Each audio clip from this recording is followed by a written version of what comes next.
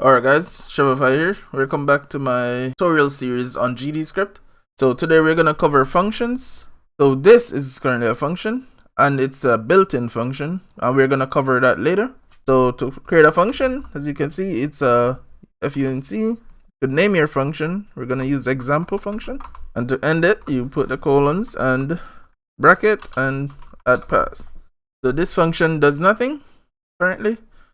So say we want to create a function to add two numbers together. We could just, let's make these numbers again. Get rid of these, you don't really need to. Could get rid of this float as well and get rid of this class. So you could say print number A plus number B. And in order to call this function, you need to have a built-in function ready to use. So we could say, put it here, so example function. And it already auto creates it, and we could run it now. And there you go, it prints 30. So what you could also do is you could pass in parameters to functions. So right here we could say value A and value B. And instead of doing this here, we could just print value A and value B. Value A and value B. And now we could just put numbers in here. Number A and number B. And run that, we get the same thing, 30. Also, you could return a value. So instead of printing here, you could say return A and B. Return A plus B, I mean. And right here we could say print, or let's create a new variable here and say result. So we're telling it to return A plus B, and we put it in the result, and then we could print that result and there you go. And for example, since we have these here, we could also assign them a preset value. So if, for example, I assign this to be maybe 90, I don't have to pass in a variable here. That's what this allows us to do. So it will now add only 10 and 90, and it will result in 100. There you go. You could also typecast. So if, for example, I want this val A to be a string, I could say string. And then right here, if I pass a number here, we get an error. There you go. Can I pass value type int as a string? Alright, so that's it for that. And let's move on to built-in functions. Alright guys, going by order of execution. First is the init function.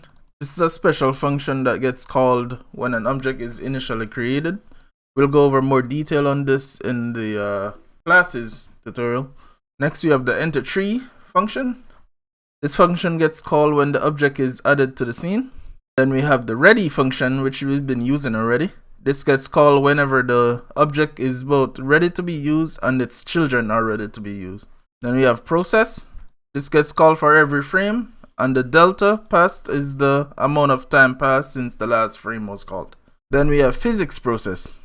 This gets called 60 times per second by default, and you could change that over in project settings. You open that up right here, 6 per second. So it tries to sync with the frame rate. And this is a constant, so this will always return the same value depending on how much is happening. Then we have input. Use the input to get stuff such as key pressed events, joypad pressed events, and mouse input events and stuff like that. And you could check by checking if event is input event. You see all the options here: action, gesture, touch events, screen drag events, mouse, stuff like that. We're not going to really go over those, but since those are specific to a different type of tutorial. We also have unhandled input events. These are events that hasn't been handled by input. For example, if you have a character and you're in some menus and you're using the arrow keys to look through the menu, you won't be moving your character since it's been handled by input. So here you would use stuff for your character, like to move around and stuff like that. Notifications are kind of like signals, but they get called for each thing that happens to a node, such as when it's initialized, all of these get called. So you could check the type of notification. Let's say if what equals notification. Sorry. Then you could check all different types of notifications that are here. So notification ready would get called when it's ready, stuff like that. Notification process and all of that. Let's move on. And the last one is notification exit tree. This gets called when the node gets removed. The next tutorial we're gonna talk about conditions or conditional statements. Alright guys, thanks for watching and have a good one.